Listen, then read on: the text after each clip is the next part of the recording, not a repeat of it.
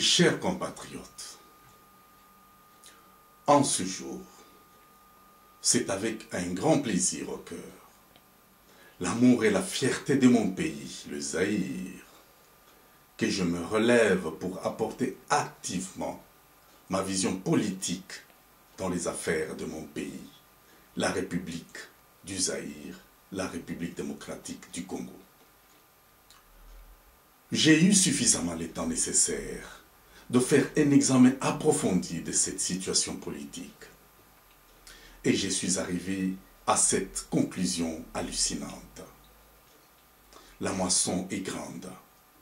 Il y a peu d'ouvriers. La crise actuelle dans notre pays est multiforme. Nous sommes tous appelés à y faire face en vue de rectifier le cours de notre histoire. Les efforts consentis jusque-là par nos dirigeants n'ont pas guéri le mal. C'est donc avec un pincement au cœur, à l'image de voir mes compatriotes jetés dans la poubelle de la rue, qu'ils soient dans leur propre pays ou à l'étranger, que je me suis dit qu'il était encore temps que chacun apporte son morceau de bois au feu de la construction nationale. Sachons-le, la solution à nos problèmes ne proviendra jamais des autres, qui se moquent d'ailleurs éperdument de nos querelles. Une solution sera pour nous effective lorsque chacun de nous devra se nourrir du sens des responsabilités face à ces malheurs multiformes qui tirent leurs origines dans un passé lointain. Nous sommes obligés de nous surmonter, de nous surpasser, de nous unir si nous estimons combattre ces malheurs en vue d'offrir des lendemains meilleurs à nos enfants. Ces chers enfants que nous devons épargner de cracher sur nos tombes. Comme sur un valier en naufrage, il n'appartient pas au capitaine de donner des ordres ou des directives. Tout l'équipage travaille dans une harmonie étonnante. Personne sous le valier n'attend pas les ordres ni ne gêne l'autre. Voilà le modèle du sens de cohésion qui devra nous unir. Je crois que le peuple zaïrois porte en lui ce sens spontané de la cohésion. Du nord au sud, de l'est à l'ouest, notre pays demeure uni dans les cœurs de ses 60 millions d'âmes. Cette chère cohésion est tellement forte que nos ennemis ont avoué l'échec de leur sinistre et lugubre plan de morcellement du pays. Nous devons restaurer et protéger nos valeurs républicaines.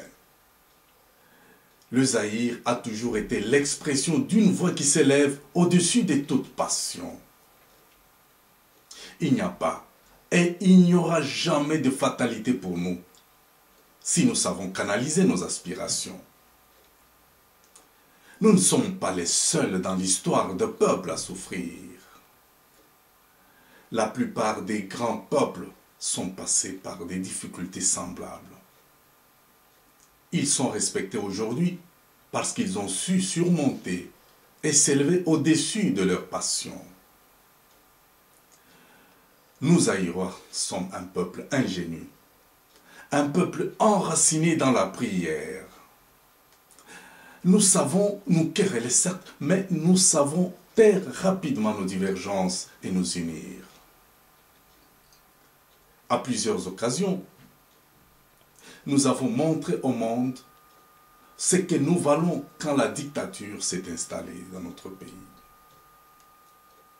Dans toute société, il y a des moments de joie.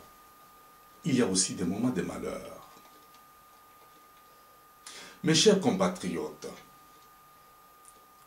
ce beau et grand pays est une nation ardente. Une nation ardente et indépendante un pays que nous voudrions tous épris de paix et de justice. Servir le Zaïre et servir la paix devront tous nous habiter. C'est le sens de mon engagement. Nous sommes appelés à restaurer ensemble les valeurs républicaines, conduire les réformes importantes, combattre l'insécurité et toutes les antivaleurs. Nous devons engager les Zaïrois et le Zaïre sur le chemin de la réussite et du progrès, sur le chemin de la victoire, sur le chemin de la grandeur et du respect.